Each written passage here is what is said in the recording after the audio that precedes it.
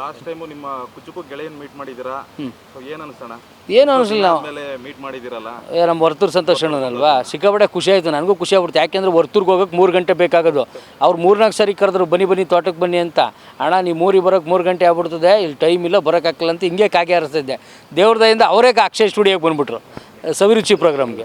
ಅಲ್ಲಿ ಬಂದು ಒಂದು 2-3 ಅಡುಗೆ ಮಾಡಿದ್ರು. ನಾನೊಂದು ಅಡುಗೆ ಹೇಳ್ಕೊಟ್ಟೆ. ಫುಲ್ ಕಾಮಿಡಿಯಾಗಿ ಬಿದ್ದು ನಕ್ಕೋಗ್ಬಿಟ್ರು. ಯಾವ ಅಡುಗೆ ಹೇಳ್ಕೊಟ್ಟಿದ್ದೀಯಪ್ಪ ಅಂತ. ಆಮೇಲೆ ಹಂಗೆ ಕಾಲು ಹೇಳ್ಕೊಂಡು ಇದು ಮಾಡಿದ್ವಿ. ಖುಷಿ ಆಗುತ್ತೆ ನಮ್ಮ ವರ್ತೂರು ಸಂತೋಷ್ ಅಣ್ಣವ್ರು ನೋಡ್ತಾಯಿದ್ರೆ. ಯಾಕೆಂದರೆ ಅವ್ರು ಈಗ ತಾನೇ ಹಳ್ಳಿ ಕಾರು ರೇಸು ಮತ್ತು ಹಳ್ಳಿ ಕಾರು ಮತ್ತು ಓರಿಗಳಿಗೆ ಪ್ರೋತ್ಸಾಹ ಮಾಡ್ತಾ ಇರೋದೆಲ್ಲ ನೋಡ್ತಿದ್ರೆ ಭಾರಿ ಖುಷಿ ಆಗುತ್ತೆ. ಸೊ ಅವ್ರಿಗೆ ದೇವ್ರು ಒಳ್ಳೇದು ಮಾಡಲಿ, ಅವ್ರು ಇನ್ನಷ್ಟು ಕೆಲಸಗಳು ಮಾಡೋಕ್ಕೆ ಇನ್ನಷ್ಟು ಶಕ್ತಿ ಕೊಡಲಿ ಅನ್ನೋದೇ ನನ್ನ ಆಸೆ.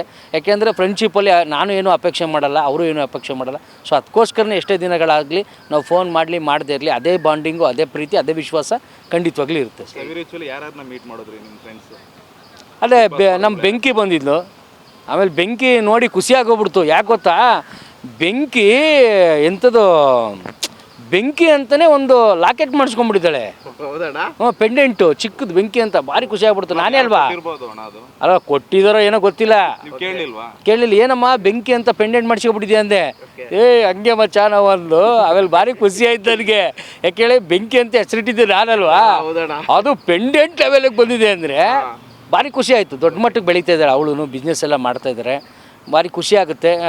ತನಿಷನ್ನ ಬಿಗ್ ಬಾಸ್ ಆದಮೇಲೆ ನಾನು ಬರೀ ಸಿನಿಮಾಗಳಲ್ಲಿ ನೋಡ್ತೀನಿ ಅಂದ್ಕೊಂಡೆ, ಬಿಸ್ನೆಸ್ಸಲ್ಲೂ ನೋಡ್ತೀನಿ ಅಂತ ಅಂದ್ಕೊಂಡಿರಲಿಲ್ಲ. ಸಿಕ್ಕಾಪಟ್ಟೆ ಗ್ರೋತ್ ಆಗಿದ್ದಾರೆ, ಒಳ್ಳೆ ಮಟ್ಟಕ್ಕೆ ಬೆಳೀತಾ ಇದ್ದಾರೆ. ದೇವ್ರು ಒಳ್ಳೇದು ಮಾಡಲಿ ಅವ್ರಿಗೆ. ನಿಮ್ಗೇನು ಆಫರ್ ಬಂದಿದೆಯಾ ತನಿಷಾ ಕಡೆಯಿಂದ? ತನಿಷಾ ಕಡೆಯಿಂದ ಏನು ಇನ್ನೊಂದು ಗೋಲ್ಡ್ ಚೈನ್ ಬರುತ್ತೆ ಅಂತ ಆಫರ್ ಬಂದಿರುತ್ತಾ? ಅಲ್ಲ, ಏನು ಆಫರ್ ಬರುತ್ತೆ? ಗೋಲ್ಡ್ದು ಅಂಗಡಿಲಿ ಕೆಲ್ಸಕ್ಕೆ ಬಾ ಅಂತಾನ? ಅಲ್ಲ, ತನಿಷಾ ಕಡೆಯಿಂದ ಆಫರ್ ಬಂದ್ರೆ ಇನ್ನೊಂದು ಬರಬೇಕು. ಸಂತು ನಿನ್ಗೊಂದು ಗೋಲ್ಡ್ ಚೇಂಜ್ ಮಾಡ್ತಿದ್ದೀನಿ ಅಂತ ಬರಬೇಕು. ಇಲ್ಲಾಂದ್ರೆ ಸಂತು ನಮ್ಮ ಆಫೀಸಲ್ಲಿ ಸ್ವಲ್ಪ ಫ್ರೀ ಟೇಬಲ್ ಬಗ್ಗೆ ಕೆಲಸ ಮಾಡೋರ್ಬೇಕು ಅಷ್ಟೇ. ಇನ್ನೇನು ಆಫರ್ ಕೊಡೋಕ್ಕೆ ಸಾಧ್ಯ? ಇಲ್ಲ. ತನಿಷಾ ಅವರೂ ಸ್ಟ್ರಗಲ್ ಮಾಡ್ತಿರ್ತಕ್ಕಂಥ ಆರ್ಟಿಸ್ಟು. ಅವ್ರವ್ರದ್ದೇ ಆದಂಥ ಸಿನಿಮಾದಲ್ಲಿ ಬ್ಯುಸಿ ಆಗವ್ರೆ, ಹೀರೋಯಿನ್ನಾಗಿ ಕೆಲಸ ಮಾಡ್ತವ್ರೆ.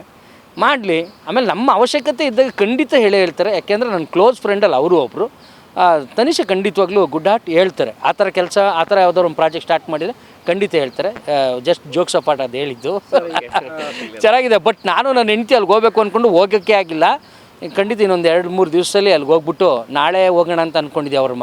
ಅವರ ಒಂದು ಅಂಗಡಿಗೆ ಹೋಗ್ಬಿಟ್ಟು ಬರ್ತೀವಿ ಅಲ್ಲಿ ಖಂಡಿತ.